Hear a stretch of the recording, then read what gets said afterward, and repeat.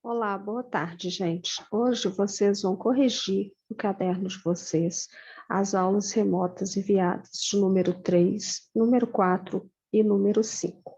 O procedimento vai ser o mesmo do ano passado. Vocês vão abrir o caderno de vocês, vão corrigir as atividades. Acertou? Cede certo. Errou? Dá um risquinho e corrige. Terminou a correção? Pode mandar uma foto para mim da atividade corrigida, ok? Então, acumulou 3 aulas para corrigir, porque eu dei introdução na formação do território brasileiro e eu não quis dar uma pausa para a correção dessas atividades. Só que se a gente deixa acumular demais, vai ficar um vídeo muito longo e muito cansativo. Então, hoje eu vou corrigir 3 aulas para poder a gente não ficar tão entediado nas aulas de geografia. Então, localizem no caderninho de vocês que a gente vai começar a correção. A primeira pergunta: pesquise e defina o que é território. Essa pergunta aqui, essa questão aqui, a resposta estava na página 14 do livro de geografia de vocês. Então, o que é um território? É a parte da superfície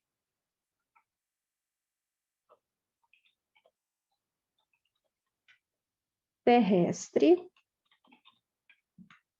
no qual o governo, na qual, né, gente? No qual ficou errado. Na qual o governo exerce seu poder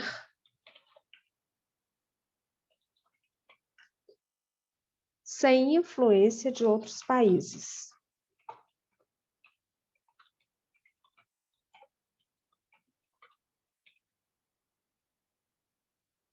Inclui o mar territorial,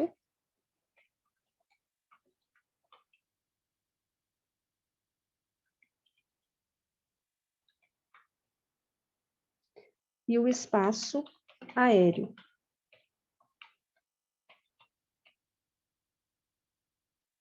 Nele se realizam projetos de um povo. Então, vamos corrigir o que eu digitei errado aqui, né? Aéreo ficou digitado errado e governo também. Então, aqui está a resposta da número 1. Eu vou colocar de vermelho, como eu faço em todas as correções, para facilitar a vida de vocês. Então, o que é um território? É uma parte da superfície terrestre onde um governo, qualquer que seja, exerce o seu poder sem influência de outros países. Então, na verdade, ele vai ser soberano, esse governo, sobre esse território. O que faz parte de um território? O mar territorial e o espaço aéreo. Então, o espaço aéreo também faz parte do território. Então, quando a gente está sobrevoando o Brasil, a gente está sobrevoando o espaço aéreo brasileiro. O mar territorial, que faz parte do Brasil, também é contado como território do nosso país. Nele vão se realizar os projetos de um povo, no caso, o povo do Brasil somos nós. Questão número 2. Observe a imagem e responda as questões. Eu, pessoalmente, acho essa imagem linda, né?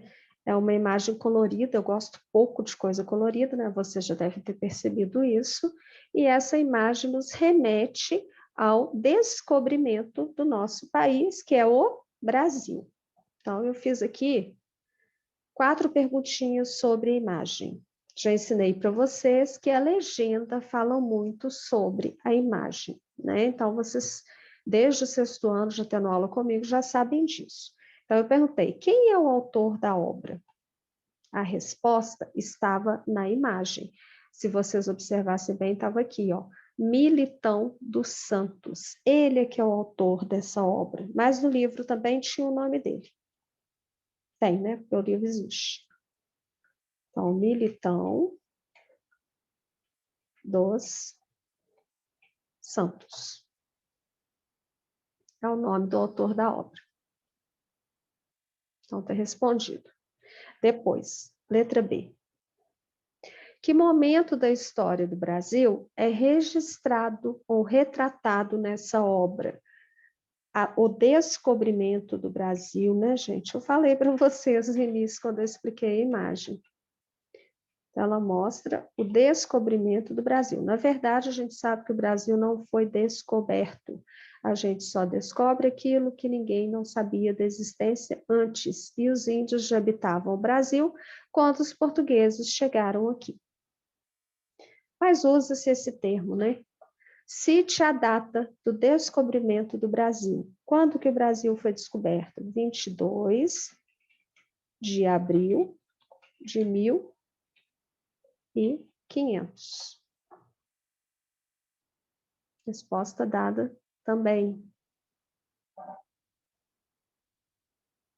Qual é a relação entre o momento histórico retratado na obra e a ocupação do território brasileiro? Então, o que tem a ver esse momento histórico, né, o descobrimento retratado na obra, com a ocupação do território do Brasil?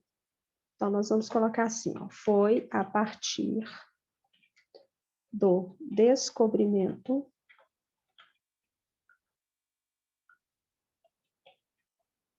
do Brasil que nosso território começou a ser ocupado. Olha só, eu vou colocar descobrimento entre aspas, para frisar que, na verdade, não foi descoberto, né? Ele já havia sido descoberto pelos indígenas que aqui habitavam. Só para vocês lembrarem disso. Aqui também eu vou colocar aspas. Então, a aula de número 3 está corrigida. Corrija no seu caderno, não tenha pressa, vá pausando o vídeo, tá? Copiando as respostas e depois você vai me enviar a foto da correção. Agora, nós vamos corrigir a aula de número 4, que é a continuidade do tema da aula 3, formação do território brasileiro. Na aula número 4, além de um vídeo, eu mandei para vocês o print da página do livro de vocês. Por que eu mandei o print? Porque até agora eu não sei quais são todos os alunos que têm o livro. E eu preciso muito saber disso, inclusive, viu, gente? Então, vamos lá. Os limites continentais. Para definir a área do Brasil, foi preciso muita negociação. Inicialmente dos portugueses, que, entre aspas, descobriram o Brasil, e mais tarde, diplomatas brasileiros. Antes mesmo de chegarem ao continente americano, os portugueses fizeram um acordo com a Espanha, que era o maior rival de Portugal na época, né, conhecido como Tratado de Tordesilhas. Então, Espanha e Portugal estavam vivendo o período das grandes navegações e eles eram rivais. Eles queriam conquistar terras do continente americano, que foi descoberto em 1492 por Cristóvão Colombo. Então, presta atenção, gente. O Tratado de Tordesilhas ele foi assinado em 1494 e o Brasil foi descoberto no ano de 1500. Então, bem antes da famosa descoberta do Brasil, Portugal e Espanha já haviam dividido o nosso território entre eles. Então, olha só, essa areazinha verde aqui pertencia a Portugal. Então, se nada tivesse mudado, o Brasil seria esse pedacinho verde. Essa área cor-de-rosa era a área que pertencia à Espanha. Então, vamos continuar aqui o assunto. Esse acordo, ou seja, o Tratado de Tordesilhas, foi uma revisão de uma decisão do Papa Alexandre VI, a Bula Intercetera, de 1493, que definia as áreas de exploração de Portugal e da Espanha da seguinte forma: a partir das ilhas de Cabo Verde, pertenceriam a Portugal todas as terras que estivessem a 100 léguas, ou seja, 660 quilômetros a oeste, esse pedaço aqui. A partir daí, as terras seriam espanholas. Os portugueses não gostaram do limite, que foi revisto para 370 léguas, ou seja, 2.500 quilômetros, a partir da ilha de Santo Antão, em Cabo Verde, em uma reunião na cidade de Tordesilhas. O tratado dividiu as terras descobertas e, por descobrir, por isso que existe uma suspeita de que já se sabia, né, da existência do nosso território, entre Portugal e Espanha. Como havia habitantes nas terras antes da presença dos europeus, a palavra descoberta é muito criticada. Na verdade, os europeus tomaram posse de terras que eram habitadas por índios, o que resultou em conflitos e resistência da população nativa contra os europeus. Nós já sabemos que desses conflitos e dessa resistência, quem perdeu foi o índio, porque ele não tinha resistência contra o europeu, ele não tinha armas, ele não tinha imunidade contra doenças, e ele, na maioria das vezes, ele nem relutava tanto contra o português. De acordo com a versão oficial, amplamente divulgada e aceita, o navegador português Pedro Álvares Cabral, que viveu de 1467 a 1520, chegou às terras que hoje compreendem o Brasil no dia 22 de abril de 1500. A sua meta era contornar a África e chegar à Ásia, a mesma meta que tinha o Cristóvão Colombo. Mas houve um desvio da rota e ele acabou por avistar terras que hoje correspondem a Porto Seguro, na Bahia. Porém, muitos historiadores questionam esse desvio acidental e acreditam que ele foi feito de propósito, já que os portugueses eram exímios navegadores. Então, na verdade, né, existe aí uma dúvida, mesmo porque por conta das datas desses tratados. Período colonial.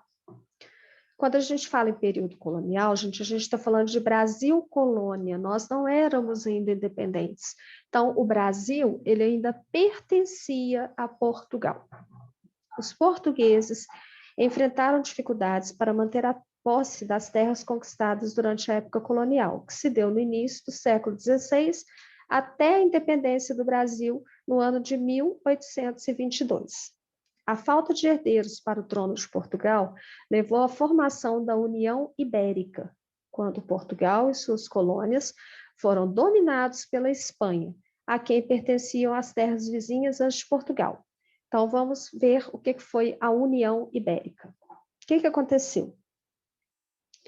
Com o desaparecimento do rei de Portugal, Dom Sebastião, que não tinha filhos, durante o confronto militar com os árabes, no ano de 1578, assumiu a regência do seu reino seu tio-avô, cardeal Dom Henrique.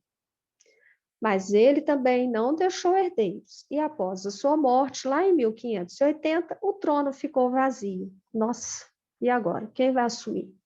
Morreu um, depois morreu o outro, não deixou herdeiro. O que a Espanha fez? Muito esperta que era, aproveitando-se disso, o rei da Espanha, Filipe II, primo do Dom Sebastião, que já tinha desaparecido durante o confronto militar, conquistou a coroa portuguesa. Era o parente mais próximo.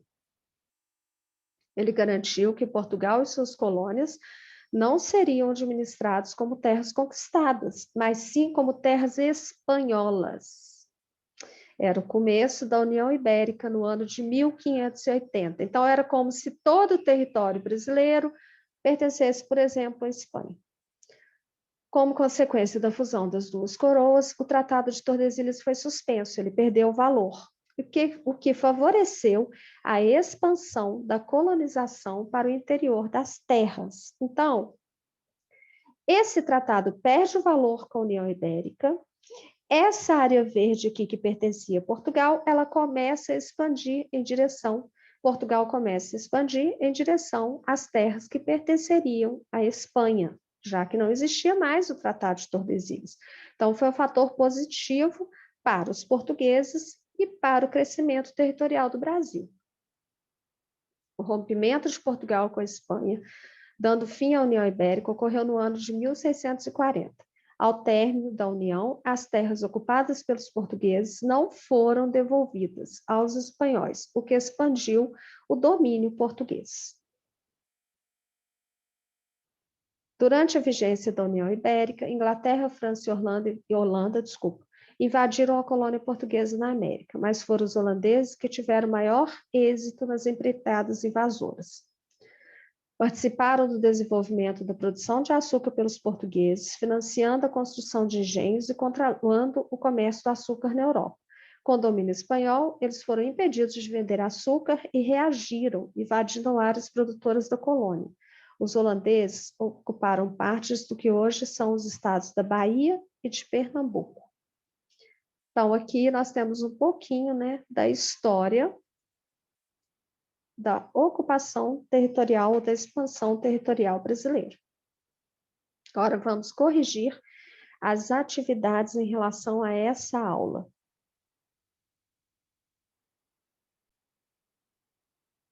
Então, vamos lá. Número 1. Em relação às características do território brasileiro, assinale a opção incorreta ou errada. Letra A. O Brasil é um país com grande extensão territorial. Isso é falso ou verdadeiro? É verdade, gente. O Brasil, ele possui dimensões continentais, possui 8 milhões e meio de quilômetros quadrados, aproximadamente. E se a gente compara, por exemplo, o tamanho do Brasil com o da Oceania e o da Europa, e se o critério para ser um continente fosse a extensão territorial, nós também seríamos um continente. Então, a gente costuma falar que o Brasil possui dimensões continentais. Então, isso é verdade. O Brasil é considerado um país continente? Sim, acabei de falar e confirmar para vocês e explicar o porquê. Ele está entre os 5 maiores países do mundo em área territorial. Também é verdade. A nossa primeira atividade, houve uma explicação sobre esse assunto e vocês visualizaram, inclusive, um mapa. Vocês sabiam que, na verdade, se os Estados Unidos não pudessem contar com o Alasca e com o Havaí como extensão territorial dos Estados Unidos, o Brasil ocuparia o 4º lugar. Porém, como o Alasca faz parte dos Estados Unidos e o Havaí também, a gente perde para eles. O Brasil possui 8,5 bilhões de quilômetros quadrados e é um dos menores países do mundo. A frase está totalmente errada, né? Nós somos um dos maiores países do globo, ok? E são 8 milhões e não bilhões. Então, a resposta é a letra D, ok? Essa aqui. Eu vou grifar para vocês aqui a letra D, tá bom? Só para vocês saberem. Prontinho. Depois, para definir a área do Brasil, foi preciso muita negociação. Inicialmente dos portugueses e mais tarde de diplomatas brasileiros. A pergunta é: o que foi o Tratado de Tordesilhas? Então, vocês iriam voltar à matéria, né? No caso aí, quem tem um livro em casa, poderia somente olhar no livro, e quem não tem, teria que voltar aqui na atividade. Então, aqui está falando, ó, esse acordo foi uma revisão de uma decisão do Papa Alexandre VI, a bula Intercetera de 1493, que definia as áreas de exploração de Portugal e da Espanha da seguinte forma: a partir das ilhas de Cabo Verde, pertenceriam a Portugal todas as terras que estivessem a 100 léguas, 600 quilômetros a oeste, 660 quilômetros a oeste. A partir daí, as terras seriam espanholas. Os portugueses não gostaram desse limite, que foi revisto para 370 léguas, a partir da ilha de Santo Antão, em Cabo Verde, em uma reunião na cidade espanhola de Tordesilhas. Então, a resposta está aqui, ó, nesse trecho aqui. Ok? Então, vocês têm que vir aqui, quem errou, e copiar a resposta certa. Agora, nós vamos à próxima atividade. Desculpa, gente, eu esqueço que aqui eu tenho que apagar depois que eu movimento, tá? Exercício 3. Vocês iam observar esse mapa com muita atenção e responder as questões propostas. Isso aqui chama leitura e interpretação de mapa. Dê um título ao mapa. Bom, o título que mais e que melhor cabe aqui é o Tratado de Tordesilhas.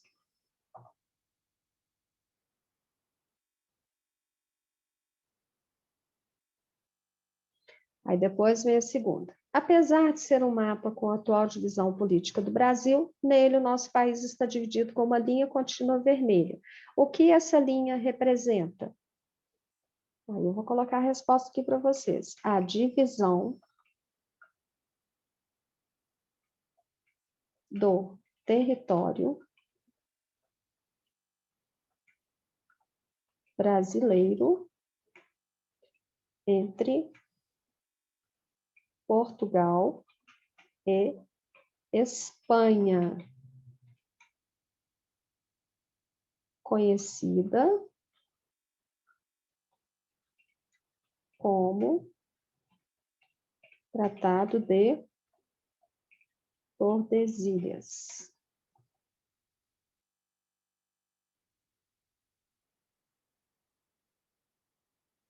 Cite os estados brasileiros que pertenceriam ao mesmo tempo a Portugal e Espanha. Então, aqui estão esses estados. O estado do Pará, Tocantins. Vou pegar minha caneta aqui. Então, aqui, ó, Pará, Tocantins, Goiás, São Paulo, Paraná e Santa Catarina. Então, vai pausando o vídeo devagarzinho para conferir se vocês acertaram. Cite o nome de 2 estados brasileiros que pertenciam apenas à Espanha. Vocês teriam que vir aqui e escolher 2 estados entre esses aqui para poder citar para mim. Então, a resposta fica sendo praticamente pessoal. Que estado que eu poderia citar, professora? Rio Grande do Sul, Mato Grosso do Sul, Mato Grosso, tá vendo? Roraima, Amazonas, Acre, Rondônia, são estados que pertenceriam somente à Espanha. Cite o nome de 2 estados brasileiros que pertenceriam apenas a Portugal. Eu corrigi a letra E primeiro, me perdoem, tá? Mas eu não vou voltar. Então, que pertenceriam apenas a Portugal, lado amarelo.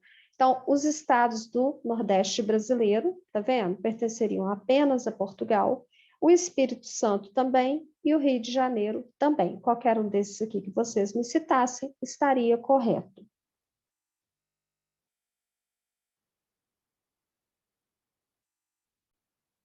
Agora o exercício número 4. Observe a imagem e responda. Uma imagem bonitinha, né? Representando o nascimento da União Ibérica. De um lado um espanhol, de outro lado um portuguesinho. Aí ele pergunta, primeiro, quais são os países envolvidos? Resposta, está na cara. Espanha e Portugal. É a resposta. Então, vamos colocar de vermelhinho aqui para facilitar para você aí na sua casa.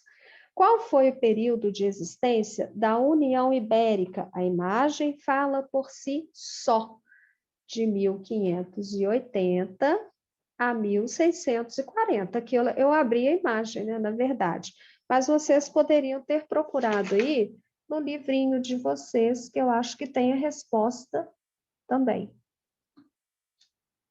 Então, aqui tem, tá vendo? Na imagem já tem a resposta.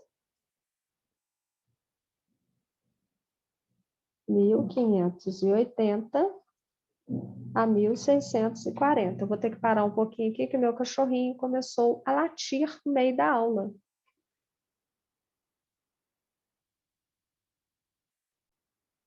Próxima pergunta. Qual foi o rei que deu início à união das monarquias ibéricas? Aí a gente tinha que voltar de novo lá no texto. Então, ó, com o desaparecimento do rei de Portugal, Dom Sebastião, num confronto militar, assumiu a regência o tio-avô, que foi Dom Henrique, mas ele também não deixou herdeiros. Então, quem que foi o rei? O rei foi Filipe II, que aproveitou da situação e que era primo do Dom Sebastião para poder resolver o problema. Então, Filipe II é a resposta. Então, vamos colocar a resposta aqui. Filipe II. Então, anotem no caderninho de vocês. Eu vou grifar de vermelho para facilitar para vocês aí, tá bom? Qual foi a principal consequência da União Ibérica para o Brasil? Então, a gente vai voltar de novo no texto. Tá vendo como que é importante a gente ler, fazer atividades com calma? É para isso mesmo, para a gente aprender a matéria. Então, a resposta está aqui, ó. Como consequência da fusão das duas coroas, o Tratado de Tordesilhas foi suspenso, o que favoreceu a colonização para o interior das terras. Então, para o Brasil, a consequência foi essa. A gente começou a interiorizar, nós não, os portugueses começaram a interiorizar o nosso país. Agora, não vou esquecer de apagar, gente. Então, olha só, essa atividade aqui também está corrigida. Eu espero que vocês tenham conseguido aprimorar e aprender um pouquinho mais da matéria. A gente vai agora para a aula de número 5 ou 6. Espera aí que eu vou conferir aqui para vocês. Aula número 5, ok?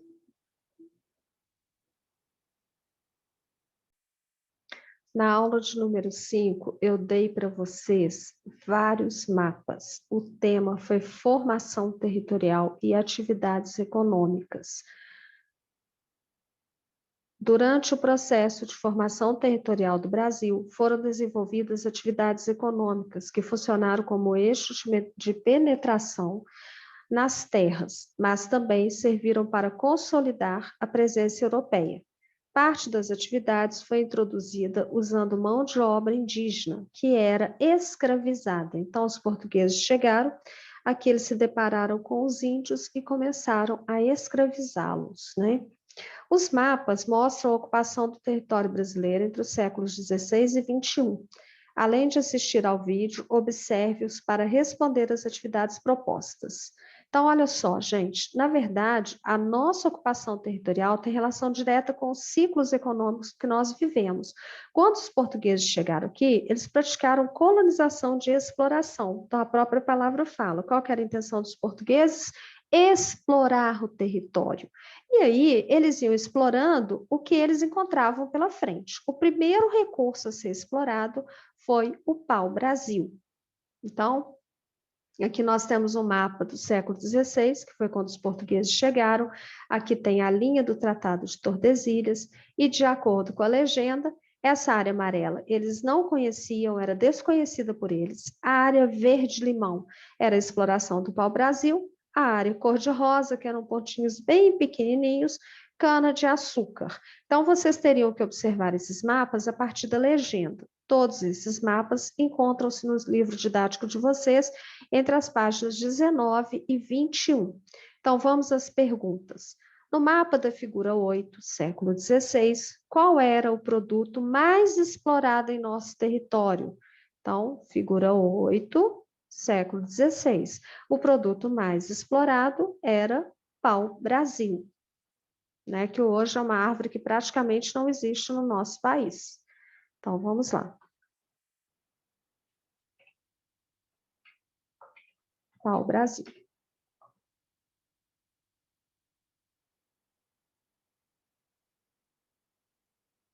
Depois, a letra B. Além do pau-brasil, qual outro produto era cultivado no Brasil também no século XVI? Então, a gente vai voltar no mesmo mapa que é o da figura 8. Além do pau-brasil, o único produto que a gente vê é a cana-de-açúcar, que era explorada no litoral.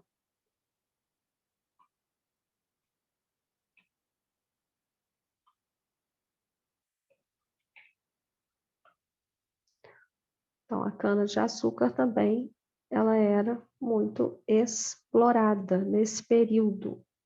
Agora a letra C. Observe o mapa da figura 9, século 17, e cite as atividades econômicas praticadas no Brasil, além do pau-brasil e da cana-de-açúcar. Então, nós vamos agora para o século 17, figura 9, que é esse aqui. Além do pau-brasil e da cana-de-açúcar, nós vamos ter a prática da pecuária aqui no sertão nordestino, e as drogas do sertão aqui na região norte do nosso país, ok? Então, vamos citar lá, pecuária e drogas do sertão.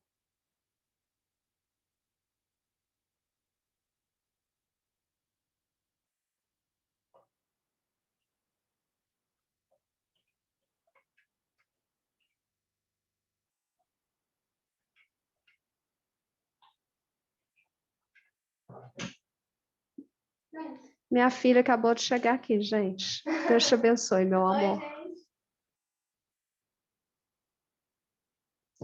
Aí depois, a próxima pergunta. Até quando durou o ciclo do pau-brasil? Então, eram ciclos econômicos. Ciclo do pau-brasil, ciclo da cana-de-açúcar, ciclo da mineração, das drogas do sertão e aí por diante. Professora, como que eu vou descobrir isso? Basta você ir observando os mapas. Então, esse mapa aqui é do século XVI, esse do século XVII. Aqui nós temos o pau-brasil e aqui também a gente tem o pau-brasil. Depois aqui, o século XVIII, a gente também ainda tem a exploração do pau-brasil. Quando chega lá no século XIX, já não existe mais exploração de pau-brasil. Então, vamos colocar a resposta. Durou até o fim do século XVIII. Vou colocar assim para vocês, tá bom?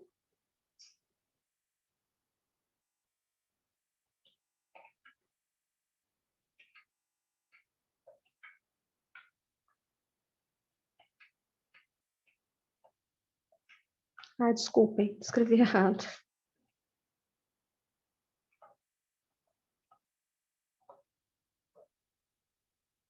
Então, aqui está a resposta. Depois eu passei o vídeo para vocês. O nome do professor do vídeo é Silvester Dias. E ele fala sobre o pau-brasil e a relação do pau-brasil com os brasileiros. Na verdade, ele relaciona o nome, né, brasileiros, né, que eu acho que é um gentílico que a gente usa o termo, depois nós temos que olhar no livro de português, ao pau-brasil. Então, quem explorava o pau-brasil era chamado de brasileiro. Então, a gente pode colocar assim: ele relaciona a exploração do pau-brasil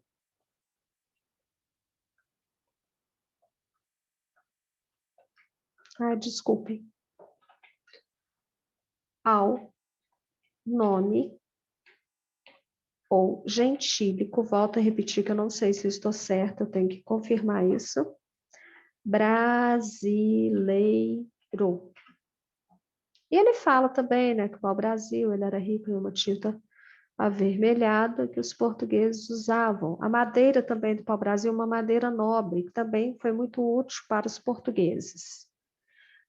Depois vocês tinham que pesquisar e descobrir quais eram as drogas do sertão. Então, vamos lá.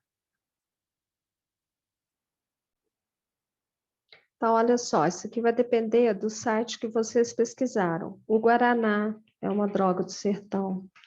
O cacau é uma droga do sertão. A baunilha também é uma droga do sertão. E aí por diante. Então, depende do site onde vocês pesquisaram para ver quais drogas foram informadas. Né? Recebe o nome de drogas do sertão porque são plantas também medicinais, ok? Então, nós conseguimos aí finalizar o nosso trabalho, corrigimos 3 aulas, corrijam direitinho no caderno de vocês, aproveitem a correção para poder aprender um pouquinho mais sobre a matéria. Nem preciso falar que eu estou morrendo de saudades, que não vejo a hora da gente se encontrar. Fiquem com Deus, abraços.